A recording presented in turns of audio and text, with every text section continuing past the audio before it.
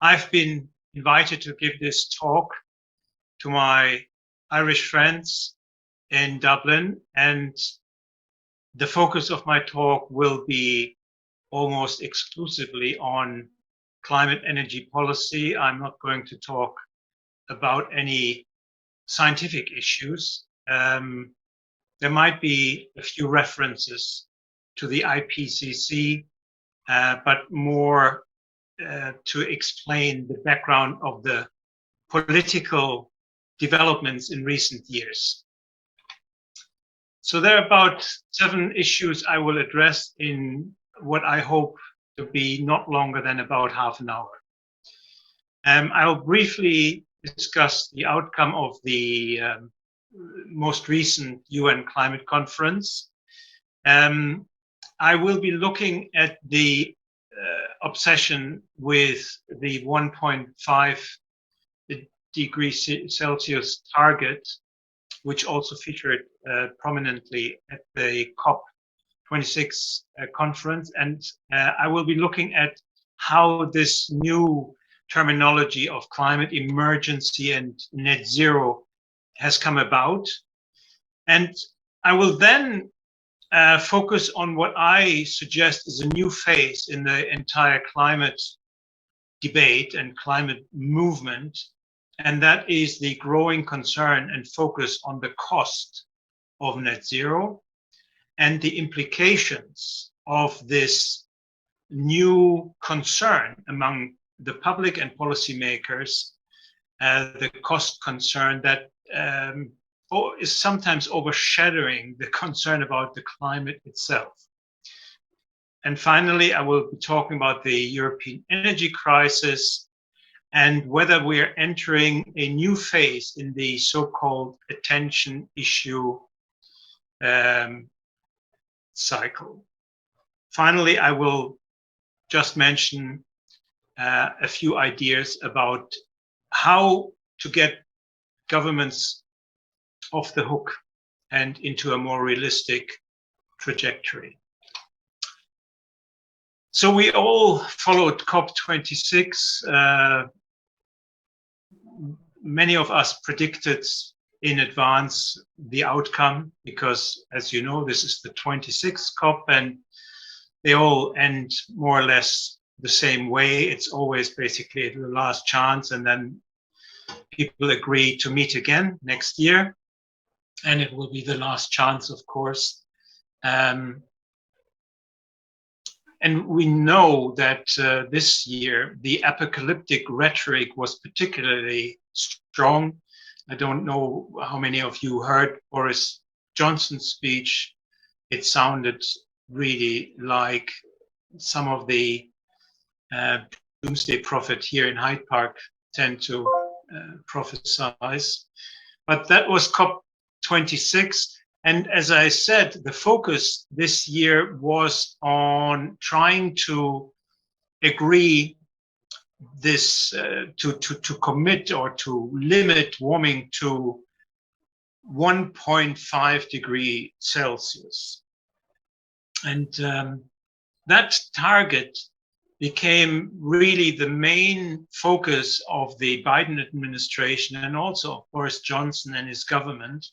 And we, of course, know that they didn't manage to convince the so-called climate laggards to commit to that. The Chinese said we never really made that a legally binding target, and we're not going to change the Paris Agreement.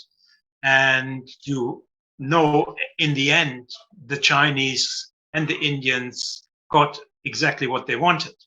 So if you compare the original goal of the Biden administration and Boris Johnson, you can see the draft that the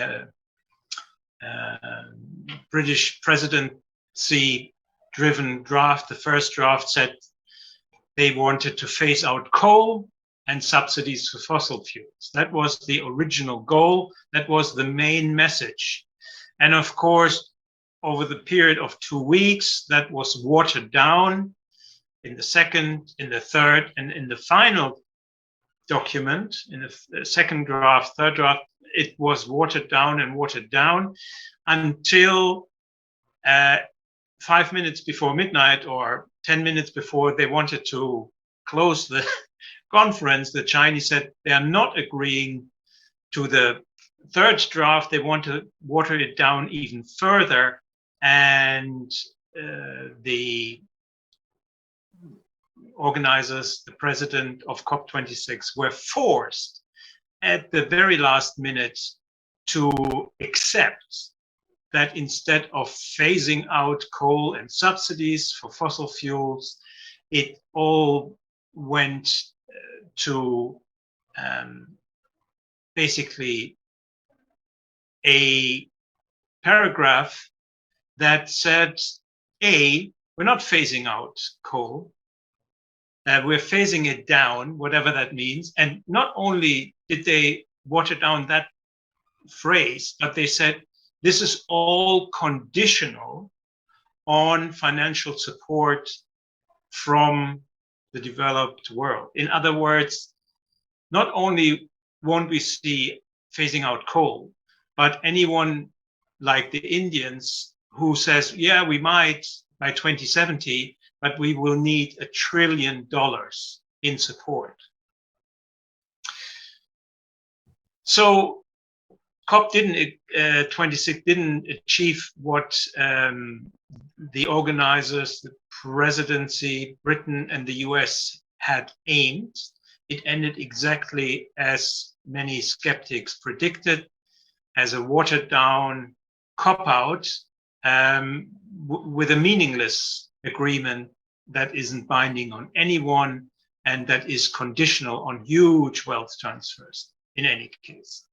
But this obsession with a 1.5 degree limit, 1.5 degrees Celsius limit, is interesting because that whole debate started in 2018 with a special report by the IPCC on this very issue, because the UN had asked the IPCC to look how much essentially the world is allowed to emit CO2, how much the world is allowed to emit CO2 to prevent the warming of 1.5 degrees Celsius. And remember, we've already have seen a warming of roughly 1 degree or 1.1 degree from pre-industrial levels. So we're talking here of another 0.5, 0.4 degrees warming, and the IPCC was tasked with assessing how much CO2 we would need to cut to limit global warming to 1.5 degrees Celsius. And the IPCC in 2018 came to the conclusion that it had to be cut by 45% in the next 10 years, below 2010 levels, and net zero by 2050. That's where the 1.5 degrees Celsius and the net zero idea originated from. And very important are the IPCC's carbon budgets, because they estimate that we essentially have roughly 10 years, in 2018 was roughly 12 years of CO2, global CO2 emissions until the budget is over, is done. We are currently emitting roughly 35 billion tons of CO2 per year. If the budget is somewhere between 300, 360 billion tons of CO2, according to this IPCC models, of course. We're talking here about all models. There's a 66% chance that if we emit that much in the next 10 years, we would reach 1.5 degrees Celsius. In other words, another 0.4 degree warming within 10 years. We have never seen that, by the way. We've seen warming of 0.3 degrees per decade, but the current warming trend over the last 30 years is somewhere between 0.17, 0.8 to 0.2. So about half of what the models predict will happen at a 66% chance if we continue business as usual. So if you compare what is happening in reality on the left, the rise of CO2, the levels of CO2 in the atmosphere, to what the IPCC and climate campaigners and governments are suggesting we have to do, you can see how unrealistic this actually looks to anyone who can see that we're talking here about a completely utopian change of the world's energy consumption and energy production and CO2 emissions.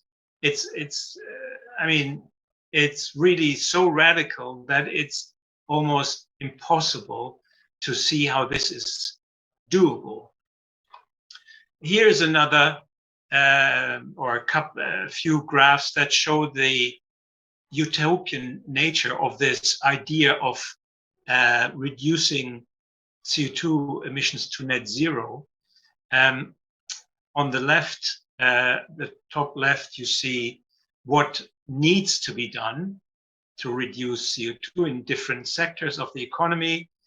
You see on the right, radical reduction of CO2 emissions to achieve either 1.5 degrees Celsius or 2 degrees Celsius. And on below, you see what the energy agencies predict is going to happen in terms of global energy consumption and demand. And you can see the huge increase in energy consumption. And of course, on the right, you see what that actually means. That means that despite a huge increase in renewable energy, there will also be further increase in coal, oil, and gas. So how this can be done, this reduction in CO2 emissions while energy demand is rising, and the Energy Agency estimate that energy demand globally will rise by 50% in the next 30 years. So 50% more than we're currently consuming.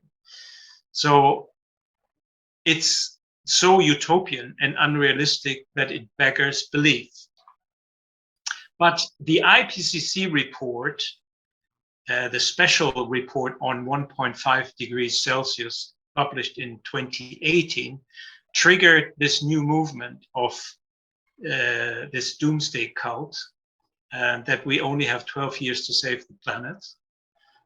You're all aware with the campaigns by Extinction Rebellion, because they think that if we reach 1.5 degrees Celsius, that's the end of the world. They seriously think that this will be the apocalypse. That's the language they use, 12 years to save the Earth. And the media was all over the place in 2018 when the IPCC published that special report. And of course, from that very report and these new apocalyptic movements led by Greta Thunberg, comes the whole climate emergency. If you believe that 1.5 degrees Celsius is the end of the world, then we actually face a climate emergency, because the carbon budget will be used within 8 to 10 years. That is the message, and that is the idea that drives these young kids and some older people into the arms of this doomsday cult, because they seriously believe that an additional warming of 0.4 degrees means that we are facing extinction. And so in 2019, after we saw here the UK Parliament declared a climate emergency, but hundreds of governments around the world, local and regional and national governments, declared a climate emergency. And you can see below the graph is a Google Trends chart that sees that this whole idea of a climate emergency took off quite significantly in 2019, and ever since we have that kind of apocalyptic movement that predicts extinction and doomsday. Interestingly, and I come now to the new development in the last 12, 18 months, we see a new concern and a new fear arising in Europe, in particular, in Britain especially. And the fear is that our energy system and our whole energy sector is suffering from a growing crisis. It's a crisis of reliability and a crisis of affordability and a cost crisis.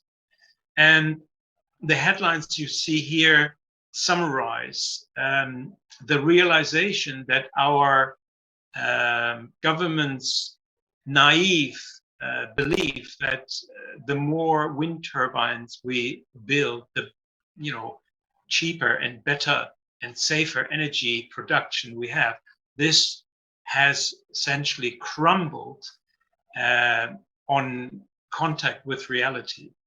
Not only is wind power still very expensive, but it is also increasingly unreliable during periods where there is hardly any wind. And very often this is not just in one country, but in many parts of Europe at the same time. So this realization that we've built a national grid that is increasingly unstable and very costly to maintain and to stabilize has hit home very hard. And of course, on top of this crisis is the current energy cost crisis that is mainly driven by the global demand in gas. So gas prices in Europe and in many other parts of the world, not so much in the US, because they obviously have abundant shale gas, but we in Europe have mainly banned fracking, and so we lack the resources that would reduce the cost, but we are currently suffering a severe energy cost crisis, not least because fossil fuel extraction in Europe is highly contentious and difficult to invest in. And so although we here in Britain sit on one of the biggest shale basins in the world, the government has essentially banned the extraction of gas from these shale deposits. And of course, the price of this self-inflicted and suicidal energy policy we have to pay now in terms of very high energy bills, both for households and businesses. And as a result of the current energy crisis, which is deepening by the day, and people really fear what might happen this winter in terms of heating homes and keeping the lights on, in response to the deepening energy crisis, the EU is actually, believe it or not, on the verge of declaring that nuclear energy and natural gas are green and sustainable, so that the banks will allow investors to borrow and build new power plants, both fossil fuel power plants and nuclear power plants. Obviously, this is an acknowledgement that the renewables agenda is suffering a severe crisis, and the only way to keep the lights on and keep energy prices in check is a growth in new gas-fired power plants and nuclear power plants. It's quite an acknowledgement of utter failure, that the EU has to go to that length to make natural gas and nuclear, declare it as green energy. And we've now in a situation where in some cases economic fears trump climate fears. The latest case for this was Switzerland. You will recall there was a referendum on climate tax increases, of course, in the name of saving the planet. Act Now for Life, Save the Planet. So the fear-mongering during that referendum was enormous. In the end, the Swiss were more afraid of the costs than of the climate and voted and rejected these costly climate taxes, which was quite a development if you think about it, because what it tells you is that what people tell pollsters when they are surveyed about climate change is one thing, but when they are in their voting booths and can make a cross behind closed doors, it's another thing. And by the way, I'll come to the situation in Ireland in a second, where we have a similar situation, the discrepancy between what people say in public and what they actually are concerned about in private. So I would argue, this is perhaps the key point of my presentation tonight, is that we're entering a new phase of the so-called issue attention cycle. A very famous idea published by Anthony Downs 50 years ago, 1972, when he already had experienced quite a number of environmental scares and issues. And he realized that there is a kind of habitual cycle, which goes like this. There are 5 stages to this cycle. There's a pre-problem stage when most people are not even aware that there is a problem, but some experts, some scientists are beginning to publish them in some, academic journals, and some campaigners might read about them in these journals, but it's not yet public knowledge. And the public is then alarmed through the media, primarily through journalists who pick up these journal articles and campaigners, and suddenly the news media is full of these stories and everyone is alarmed and everyone says we have to save the planet, we have to do something about it, and new policies are being adopted and introduced, and we can sort this out. And then eventually at the 3rd stage, people begin to realize, this is all very costly and perhaps too costly, and I don't want to, pay more taxes or pay more that.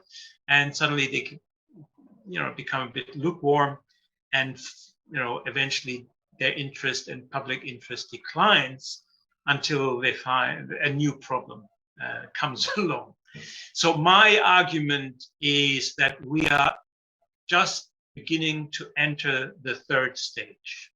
We're just beginning, not just in Britain, but in most Western countries, whether it's the US or Australia, Canada, and Europe, we're beginning to realize that the cost of net zero, the cost of these policies, is astronomical, and people are beginning to fear not being able to heat their homes properly more than they fear climate change.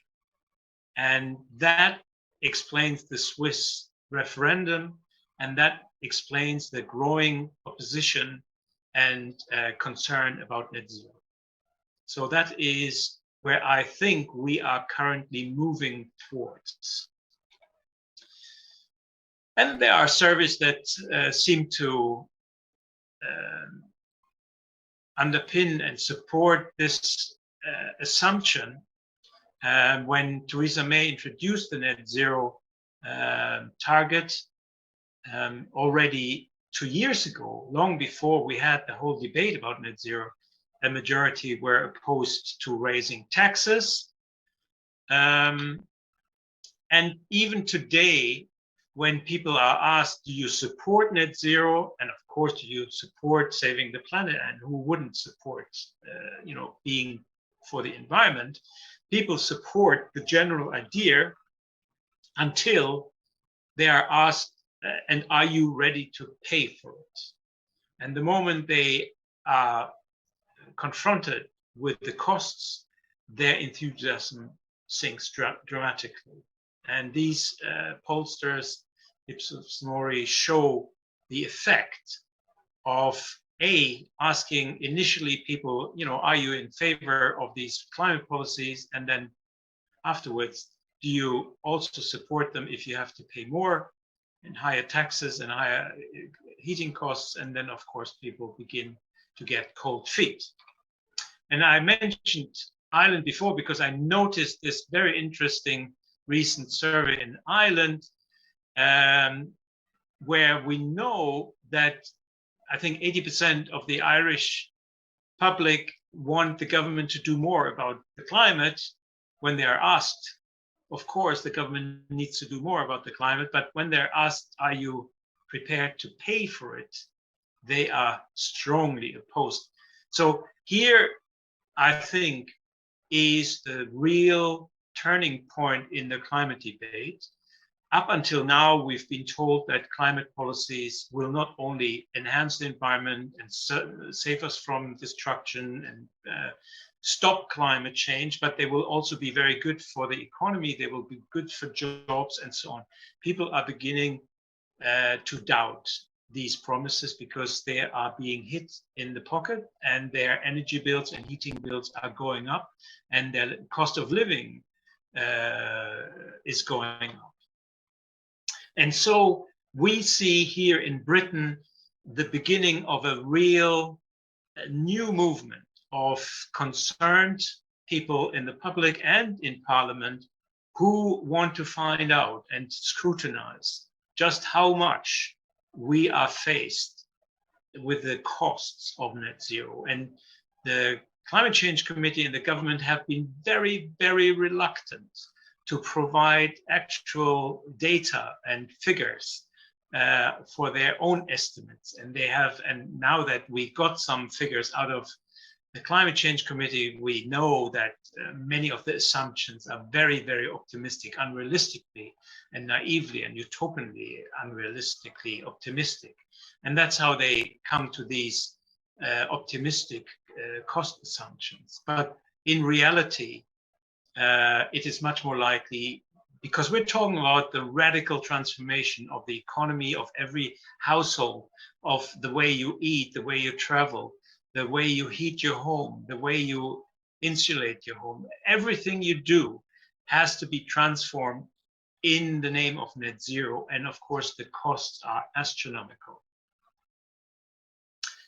One of the key issues and the most toxic issues in this whole net zero debate is, of course, the ban of gas boilers and the demand that every household in the country has to rip out their gas boilers and replace them with heat pumps, which are 3 to 4 times as expensive and are not as reliable for heating your home as gas boilers. You also need to insulate your home because the heat pumps don't heat as much as gas boilers. So these are highly contentious, highly toxic, very unpopular policies, which will cost any government very costly, because voters will, in the end, vote any government out that makes them poorer and colder. And we set up Net Zero Watch, our campaigning arm, essentially signaling and indicating that this will be the biggest policy issue in coming years. It will influence all policy debates. It will influence all technology and energy debates in years to come. And we are very confident that people will want to know much more than they've heard until today, what is going to happen to them and to their homes, to their heating, to their cars, to their ability to travel, to their eating habits, and so on. So there is now a parliamentary net zero scrutiny group of about 45 MPs who are working to scrutinize net zero and the policies and the costs. And it's an indication just how concerned MPs are beginning to be, not just for the economy, but for their own jobs, because they are beginning to realize that any policy that turns toxic because it hurts voters and households will eventually cost them votes. And the cost of net zero is now one of the big political issues. Columnists, journalists, newspapers, the media are increasingly covering these issues, which isn't surprising because, as I said, net zero essentially attempts to radically transform the entire economy and the entire way of life.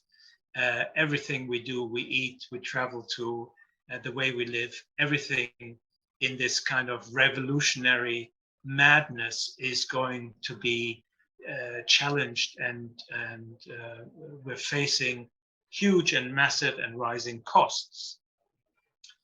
Finally, and that's the last point, is that in this collective moment of net zero madness, we are trying to instill some realism, energy realism, because after all, we will need to power this country. Every, developed, never mind developing country, needs a reliable energy system and national grid.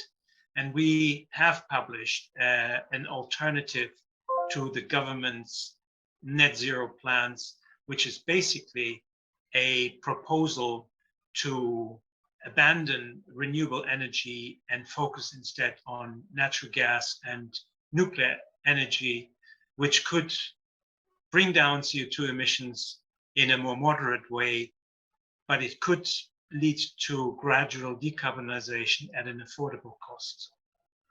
That allows MPs to actually not just reject the net zero agenda the current government has, but to actually look at realistic alternatives, because after all, we will have to find realistic alternatives. Thank you very much.